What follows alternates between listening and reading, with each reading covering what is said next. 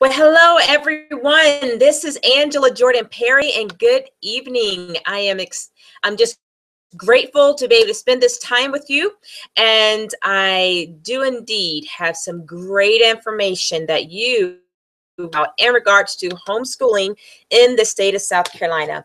But first, I will let you know who I am. I am Angela Jordan Perry. I am an Option 3 Accountability Association Director here in this lovely state of South Carolina. I am a mom of 8 children, and I've been homeschooling for 17 years. Okay, I am joining with my friends live on Facebook and my friends live on Google Hangouts. And over a course of time on my YouTube channel here, I am going to share all that you need to know about homeschooling in South Carolina. And the first thing I do want you to know that the law under Option 3 is standard. It does not change. And that's what we're going to talk about today. Homeschooling, just what is homeschooling under Option 3 law. Just know that that is standard, does not change. However, depending on your association that you are a member of, that association may have requirements that are above and beyond the law that they require that you must have, or that I must have, in order to be a member of our association. And it's absolutely our right over our accountability association to require and ask for things above the Option 3 law. Okay, so I want to say that first. Number 2, just know that of all the Option 3 accountability associations in the state of South Carolina, they are not created equal. All are different variances, different requirements, different pay amounts or membership fee amounts, different services that are provided, different times of their year that they enroll members. Some don't enroll anyone that's not a part of a support group that they have. So I'm going to unpack this. We're going to be together over, I have tons of information to share. Basically, I'm going to unpack to you homeschooling in South Carolina, everything that you need to know from kindergarten to high school, and a lot more. Okay, so let's talk about this homeschooling Option 3. All right, now I'm only going to speak to what the law says, and make sure you're not reading into what the law is not saying. Okay, that's important as well. I'm not going to get into specific things that each accountability association may require. So you have to do your due diligence and your homework to go research it out. Okay. I will from time to time give direct information about my association, and that you have to understand that those may be requirements of my association. Okay. All right. Number 1, under Option 3, Option 3 homeschooling law, it is South Carolina law 596547. That's the first thing you need to know if that's important to you. In another video, I explained that there are 3 options. Okay, Option 1, 2, and 3. And I am going to only speak about Option 3 in this particular video. Okay.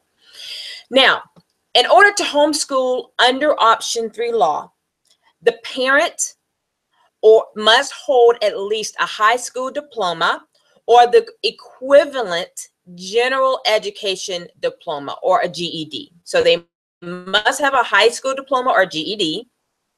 Homeschooling year must be at least 180 days. Okay, it must be at least 180 days. Now, what the law does not say is that you have to start your 180 days in August and end in June, or that you have to follow the public school schedule.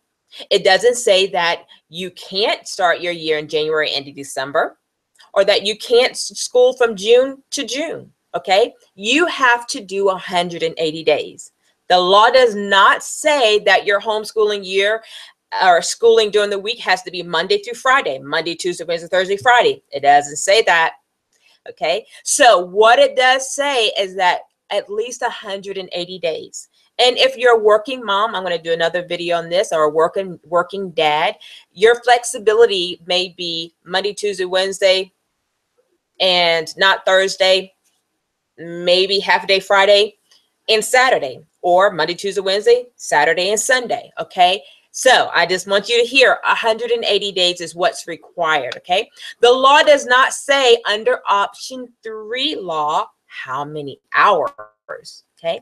Under option 1 and option 2, there is an hour requirement. Under option 3, there is no hour requirement, meaning it does not say you have to homeschool at least 4 hours a day, 6 hours a day, 8 hours a day. It doesn't say. It says 180 days. Okay. The next point of information under option 3 law is that the curriculum includes, but is not limited to, the basic instructional areas of reading, writing, science, and social studies, and in grades 7 through 12, composition and literature. Okay, that's self-explanatory. Those are the minimum that it says. What the law does not say is that you must instruct in those subjects, right?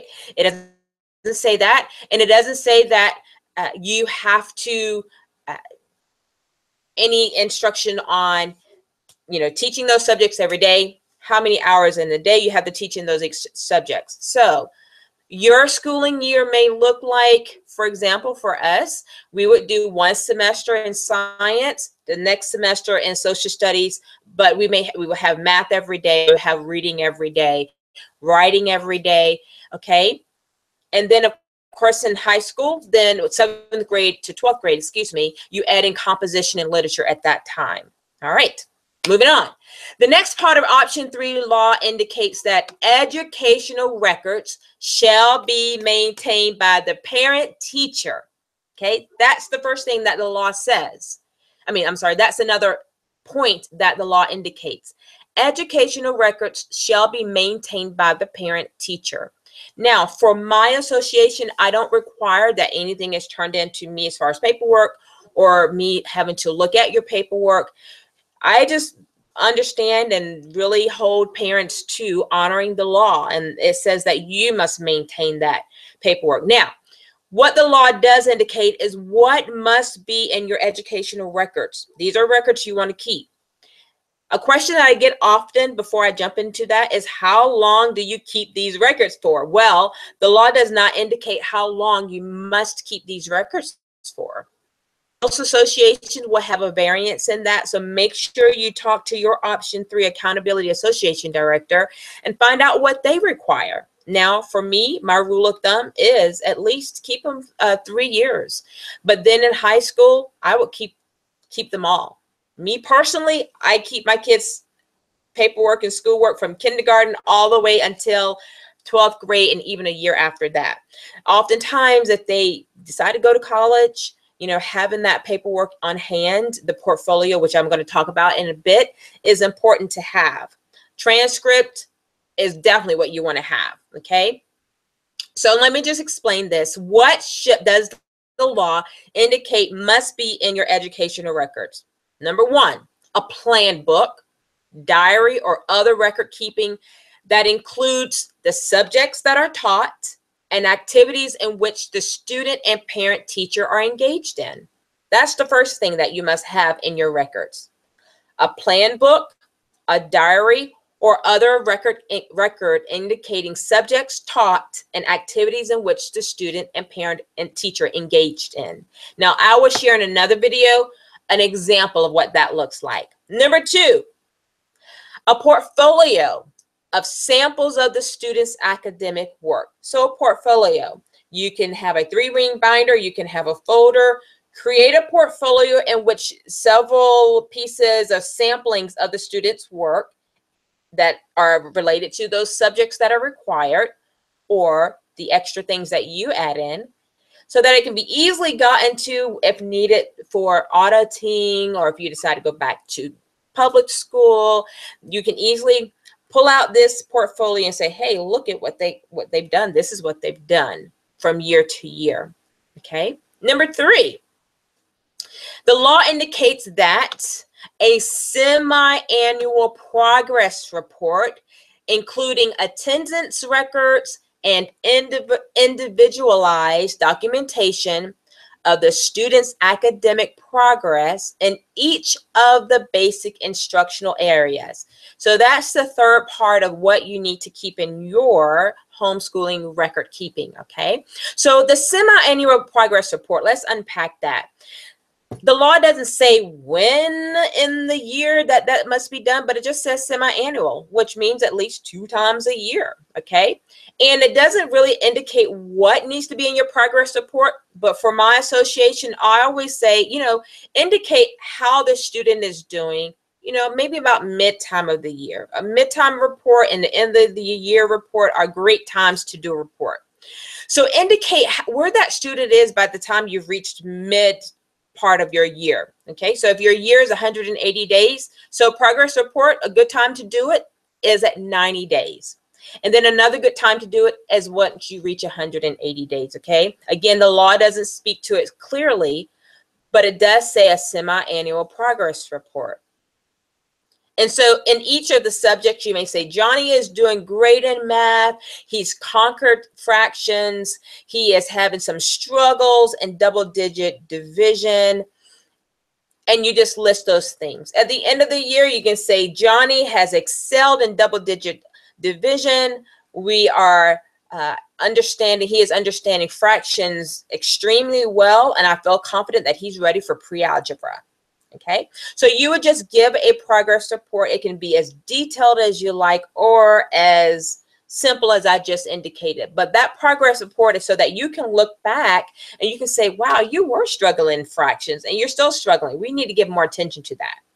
Okay, so that helps you along. And again, if the student were to go back to public school, then you can easily just look at it and say, this is what we did and this is how he was doing. Yeah, if he's in public school and having some struggles in division, then you can look and say, yep, we were having struggles in division and we actually tried another book and et cetera, et cetera. So you are going to write that in your progress report. The other thing that it says under number 3 is, and individualized documentation of the student's academic progress. So again, that just speaks to your progress. I'm sorry, your semi-annual progress report. Each student having their own documentation of their academic progress, okay? And that progress report needs to be in the basic instructional areas, those areas in which I just mentioned to you that's required. Reading, writing, mathematics, science, and social studies. And if 7th to 12th grade, then it must have composition and literature. Okay. All right. So that's the law that's required under option 3. Now, what you want to know additionally is that as directors in Accountability Association, we are not required by law to submit Social Security numbers in the state of South Carolina. We are not required by law to submit names. Nope, they don't ask for that. What we do report every year by January 31st, according to the law, January 30th, each year, according to the law, we have to submit a report to the different districts in which we have students and to their district where they live, okay? So if you are a homeschooler in the Spartanburg area, District 1, then I have to give a report of how many students I have in my association that is homeschooling in kindergarten in that District 1 Spartanburg. And then 1st grade, 2nd grade, all the way through how many numbers of students that are homeschooling in that specific district. And I have to do that for every district represented in my association. Okay, so that's all. We don't do anything detailed. We don't give addresses, phone numbers, any information like that. So now you know what's required under option 3 homeschooling law. To learn more, you can visit my website at www.UCHUnlimited.com. I do have some specific requirements above the law of option 3, and those are simple. One is you report when you've reached your 90-day, okay? Your 90-day midpoint of your year. So you let me know when you started, the end year you reach that at 90 days, submit that electronically. That's one thing I require. And then once you reach 180 days, let me know the year that the day you started your 91st day, and once you reach your 180th day, what are the dates for that? And you submit that. Beyond that, I don't have any other requirements by law. I do provide services as an example. Transcripts, I do provide that service. Report cards, I provide that service. And right now, as of this recording, I do provide a ranking for high school students so that those who qualify can receive their Palmetto scholarships or the different scholarships within the state. Okay, so if you have questions, reach out to me at UCH Unlimited. I'm sorry. Yes, that's my website, UCHUnlimited.com. You can send me a comment there. You can leave me a comment here in the YouTube section. You can also give me a comment in here on the Facebook Live. And then you can send me an email at UCHUThirdOption@gmail.com. So again, I'm Angela Jordan Perry. I'm the Option 3 Accountability Association Director for UCHU, which stands for United Christian Homeschoolers Unlimited Accountability Association. Thank you, and I look forward to our next chat together. Have a great one. Good night.